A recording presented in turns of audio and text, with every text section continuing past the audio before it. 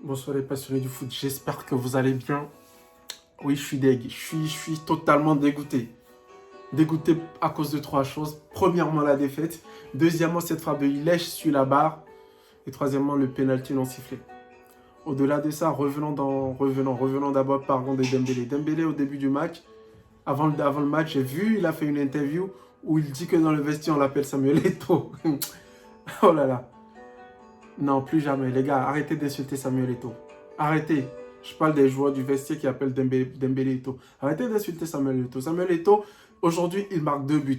Il marque 2 buts. Dembélé, il n'a pas la finition. On le sait déjà, mais quand même, ça n'empêche qu'on soit déçu. En tant qu'attaquant, il se doit de finir certaines actions.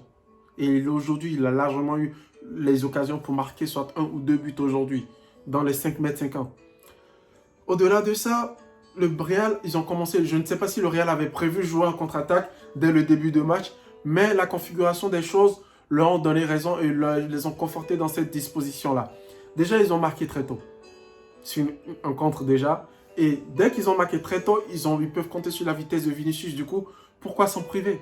Pourquoi s'en priver? Dès lors qu'ils sont en phase défensive, ils jouent très bas. Valverde coulé sur le côté et il se retrouve à 5 avec les 4, c'est-à-dire Vinicius descend dans le milieu. Karim Benzema qui participe énormément défensivement. Du coup, aujourd'hui, le Barça qui joue dans cette configuration-là, c'est-à-dire 3 défenseurs, 2 pistons, écoutez, la moindre des choses, c'est quoi? C'est de profiter de la large. Si vous avez des pistons, c'est pour passer par les côtés. Mais à chaque fois, ce qu'on a pu remarquer, c'est que cette équipe de Koeman insistait dans l'axe. Si vous insistez dans l'axe, alors que vous avez des pistons, et que les autres jouent regroupés, qui sont à 5 dans le milieu et à 5 défenses derrière, vous voulez passer où? Honnêtement, vous voulez passer où? C'est impossible. C'est quasiment impossible. Du coup, je pense que Koeman, il aurait pu changer dès la mi-temps, même avant la mi-temps, en fait, je veux dire. Il aurait pu changer de tactique. Cependant, il l'a fait à la mi-temps. Après, il nous a manqué quoi? Il nous a manqué l'efficacité. Il nous a manqué l'efficacité parce que je pense clairement qu'on a eu les occasions pour égaliser le minimum. On aurait pu en encaisser d'autres, hein, mais je vais taire cela et m'occuper de l'offensive. C'est-à-dire, on a eu les occasions pour accrocher le point du match nul. Et aujourd'hui, encore une fois, on n'a pas été réaliste. C'est comme si ces joueurs-là, pendant toute la première mi-temps, ils ont manqué d'envie. Pendant une partie de la deuxième mi-temps, ils manquaient d'envie. C'est à la fin, ils ont mis la pression. Pourquoi attendre la fin? Pourquoi attendre les dernières minutes comme tout le temps cette saison?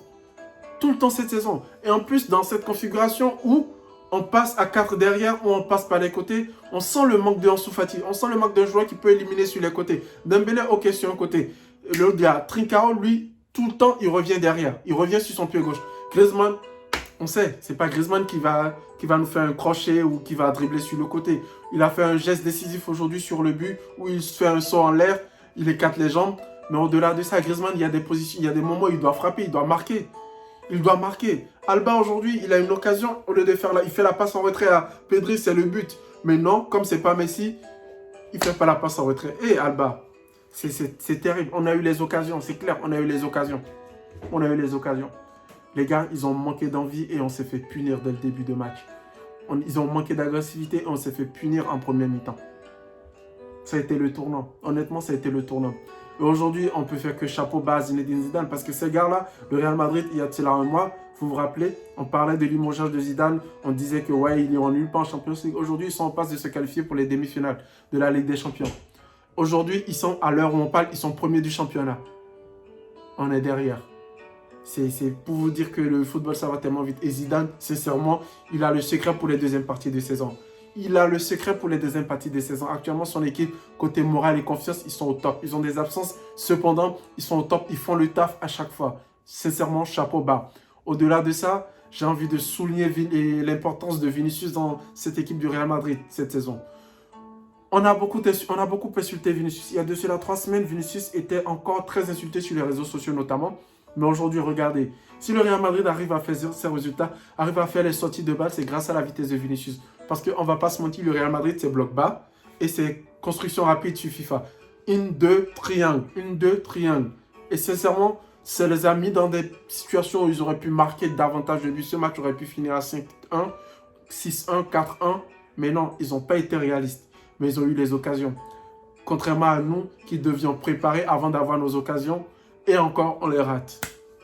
C'est dur, cette défaite, elle est dure. Et sincèrement, un goût amer. Je vais revenir sur le penalty. Le penalty de Ousmane Dembélé. Sincèrement, aujourd'hui, faute de Mendy sur Ousmane Dembélé, il y a penalty. 8 fois sur 10, il y a penalty en fait. Après, c'est à l'arbitre de juger. C'est à l'arbitre de juger. Mais pour moi, objectivement, je pense qu'il y a penalty. Pas sur Braithwaite, mais sur Dembélé. Et ce penalty n'a pas été sifflé. Les Madrilènes se plaignent sur les réseaux sociaux de l'arbitrage avant le match. Ils avaient peur, nanani, nanana. On a vu qui jouait dans le camp de qui, hein. L'arbitre, il est su, il bloque Busquets plusieurs fois. On a vu aujourd'hui, hein. On a vu. Penalty, il siffle pas. Mais c'est pas grave. Mais bon, toutefois, on va être honnête, le penalty n'a pas été sifflé. Ça aurait pu, ça aurait dû. Ça n'a pas été sifflé. On va pas parler d'arbitrage, on va pas. Le match, il a été intéressant malgré les conditions climatiques. Les deux équipes nous ont donné quand même de l'émotion. Donc, c'était plaisant, même si on perd. Le match était plaisant parce que ça allait dans les deux sens. Au-delà de ça, écoutez, hein, tout ce qu'on peut souhaiter pour cette équipe du Barça, c'est de se reconcentrer sur ce championnat. Rien n'est joué d'avance, rien n'est fini. Il reste encore plusieurs matchs. Il reste encore quoi? Il reste encore 8 matchs et tout est encore possible. Tout est encore possible. Il faudra au minimum pour cette équipe-là, le seul objectif maintenant, c'est de décrocher minimum un trophée, c'est-à-dire la finale de la Coupe du Roi contre Bilbao. C'est vrai qu'on est dans une phase de reconstruction, mais ce serait négatif de finir cette saison sans le trophée de la Coupe du Roi au minimum. Cette équipe se doit de gagner un trophée en espérant bien sûr pouvoir avoir un meilleur effectif la saison prochaine et le retour de certains joueurs qui auraient pu nous apporter plus cette saison, mais qui, on espère, seront prêts pour entamer la prochaine saison de la meilleure des façons. Sur ce, les gars, on se dit à la semaine prochaine et ciao, ciao.